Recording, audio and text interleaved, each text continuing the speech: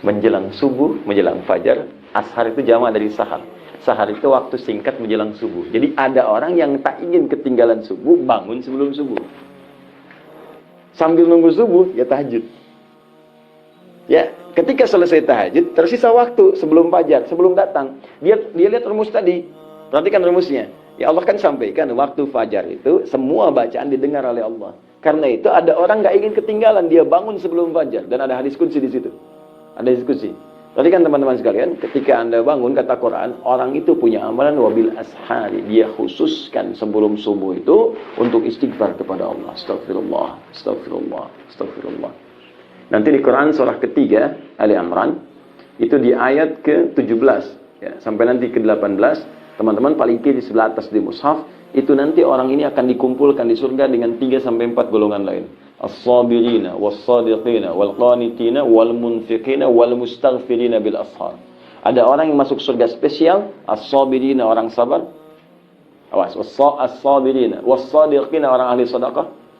Kemudian wal-qanitina orang yang salatnya khusyuk, wal-munfiqina orang ahli infak. 5, wal-mustaghfirina bil ashar, orang yang rajin istighfar sebelum subuh. Saya tanya pada teman-teman, gini cara memahaminya. Ini ada waktu nih, 5 menit.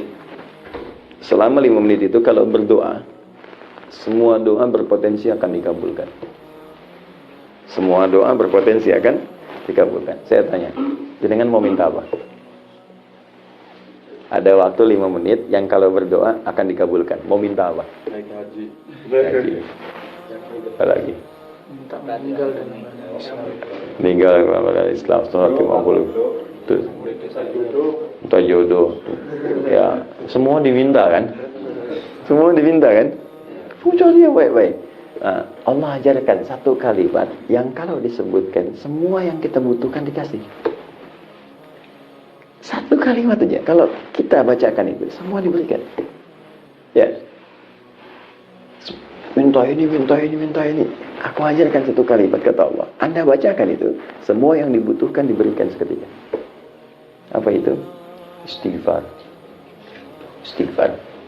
Istighfar itu cara paling cepat untuk mengabulkan doa.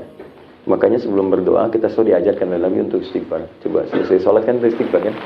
Astagfirullah, astagfirullah, astagfirullah. Ya? La ilaha illa huwal hayyul qayyum tubu ilaih. La ilaha illallah wa la syarika lahu wa ala kulli syai'in qadir. Minallah man tasalam dan seterusnya. Kenapa dibuka dengan istighfar? Karena nanti setelah itu dan kalimat thayyibah ada doa di ujungnya. Nabi mengajarkan doa. Dibuka dengan istighfar turun. Makanya orang yang rajin istighfar, istighfar dalam setiap kesempatan, modul astagfirullah, astagfirullah. Nggak hanya setiap sholat.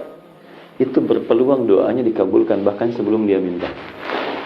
Saya pernah kisahkan di beberapa tempat kisah tentang pembuat roti. Pernah dengar nggak? Saya kisahkan ini.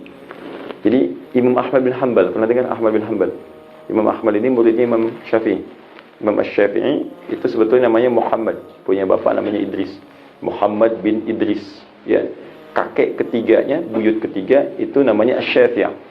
Muhammad bin Idris bin Al-Abbas, ya, bin As-Sa'ib. Kemudian ke atasnya ada Syafi'i. Syafi'i ini yang galangan sahabat yang di masa perjumpaan dengan Rasulullah SAW. Maka bertabaruk dengan nama kakek ketiganya disebut Syafi'i. Ya, lahir tahun 150 Hijrah, punya murid yang lahir tahun 164 Hijrah namanya Ahmad bin Hanbal. Imam Ahmad ini soleh, hafal Quran, hafal hadis, banyak hafal hadis. Satu ketika beliau tiba-tiba pengen main tuh ke Mesir. Datanglah kemudian ke satu tempat.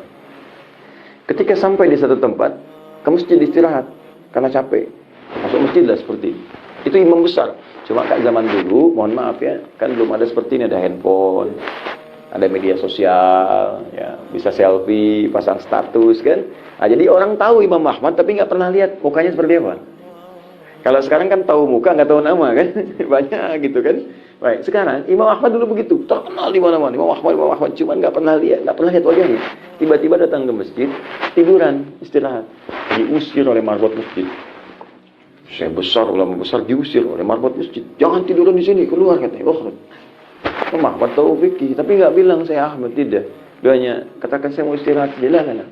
Barah itu lebih kasar. Jadi kalau sudah barah itu kasar namanya. Kemudian keluar beliau, tiduran di luar. Dikejar juga, suruh keluar. Ruah, kata ruah. Ruah itu lebih kasar lagi. Lebih paling kasar, ruah. Dari kata roh, ruah. Keluar dengan roh-rohnya sekalian. Jangan sampai engkau keluar, rohnya masih di sini. Keluar sekalian dengan rohnya. Ini Imam Ahmad pergi. Begitu pergi jalan, kemudian di pertengahan, dipanggil tukang roti. Lihat kayaknya lelah gitu. Kata beliau, Syekh, tahan dulu istirahat. Datang sini, istirahat. Tukang roti pun nggak tahu kalau itu Imam Ahmad. Maka ketika duduk istirahat, si tukang roti ini meneruskan bikin adonannya. Setiap dia menyentuh adonan, dia ucapkan istighfar. Astagfirullah. Astagfirullah. Astagfirullah. Alhamdulillah. Imam Ahmad tahu fadilah istighfar, tapi ingin menguji orang ini. Dikatakan oleh Imam Ahmad, tadi kan kalimatnya. Ma faidat istighfarika. Apa manfaat istighfar? Dikit-dikit istighfar. Perhatikan kata tukang roti ini. Wallahi demi Allah, tidak pernah saya mengerjakan sesuatu dengan istighfar ini kecuali seluruh yang saya minta kepada Allah selalu dikabulkan. Cuma ada satu yang belum terkabul sampai sekarang. Apa itu kata Imam Ahmad? Wallahi saya mohon kepada Allah sebelum saya wafat atau sebelum orangnya wafat, saya ingin berjumpa dengan Imam Ahmad bin Hanbal langsung di hadapan saya.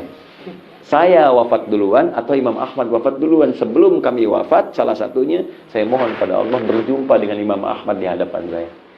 Kata Imam Ahmad, Allahu Akbar, karena istighfar kamu ini saya tiba-tiba pengen ke sini. Karena istighfar kamu ini tiba-tiba saya masuk masjid, dikeluarin dari masjid. Padahal itu rumah Allah, dikeluarin dari situ. Karena istighfar kamu saya di emperan disuruh pergi sama roh-rohnya sampai berjumpa dengan kau karena istighfar. Jadi bayangkan, jadi apa yang kita minta cepat dulu dikabulkan istighfar. Ya, jangan lakukan itu pada saya ya. Istighfar. Nah, jadi subuh itu cepat. Makanya kalau orang tahu kata Nabi fadilah subuh, itu orang akan datang walaupun dengan merangkak. Kejar. Abdullah bin Abi Umi Maktum itu kan buta matanya. Buta. Dia minta keringanan pada Nabi, ya Rasulullah, Ali ya Rasulullah, ya Rasulullah boleh enggak? Saya ada keringanan untuk sholat subuh. Ya, zuhur asar saya ke masjid, maghrib isya saya bisa i'tikaf, tapi subuh ini agak susah, agak berat. Ya karena buta, matanya tidak bisa melihat, jarak masjid agak jauh. Apa jawabannya? Perhatikan kata Nabi. Atas ma'ul adzan, diriwayat lain atas ma'ul nida, masih kedengaran enggak adzan? Kata beliau, bala, ya.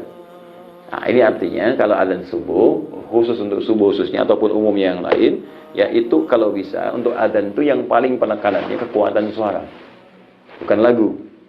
Ya karena dulu memang nggak ada mic seperti ini, jadi terdengar. Ya, nah, kalau sekarang mungkin sudah ada mic, minimal untuk kita yang terdengar itu bisa lebih sampai. Jadi pakai mic nggak ada masalah untuk saat ini, kalaupun suara agak rendah. Tapi kekuatan itu penting sampai untuk mengingatkan supaya orang tahu untuk datang. Ya, jangan sampai nanti suara mendayu-dayu, malah ngajak orang tuh terus tidur. Baik, fokus ini. Atas maul adzan, atas maul nida, kedengaran adzan enggak? Ya Rasulullah. Kata Nabi perhatikan kalimatnya. Madum tatas maul adzan fa'addiha fil masjid. Sepanjang masih terdengar adzan, tunaikan ke masjid.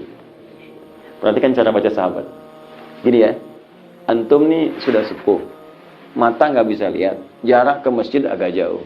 Kendaraan nggak punya, jangankan mobil, motor, sepeda pun tak punya, masih diminta ke masjid. Masjidnya tiangnya pelepah kurma, atapnya daun-daun kurma. Pertanyaan saya, masih mau ke masjidnya? Kalau cara bacanya kewajiban, jadi beban. Tapi kalau cara bacanya seperti sahabat, jadi motivasi. Perhatikan cara memahami Abdullah bin Abi Maktum. Ini saya ini mata nggak bisa lihat, jarak ke masjid jauh, penuntun nggak ada. Masjid seperti itu masih disuruh ke masjid. Berarti ada fadilah, keutamaan, keistimewaan yang tidak biasa. Sampai seperti ini pun nggak diberikan rukhsah oleh Nabi. Ada yang nggak biasa. Dan Nabi sudah mengukur, dia pasti datang.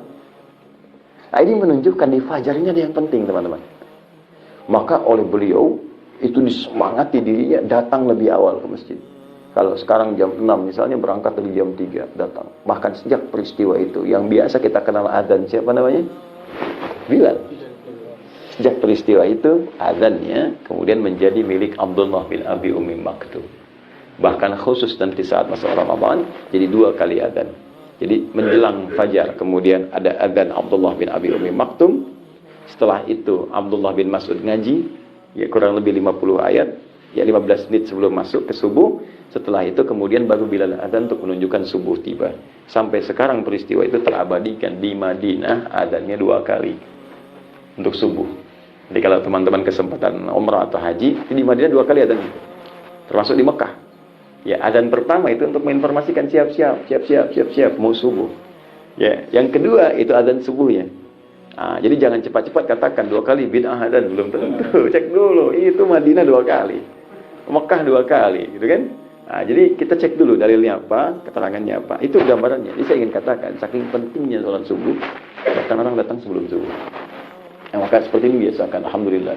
Apalagi sudah ada masjid datang, siapkan diri kita ya. Untuk subuh, minta doa. Ya, siapa tahu alhamdulillah langsung diaminkan oleh malaikat. Ketika diaminkan malaikat, maka bonusnya ada tambahan. Oh.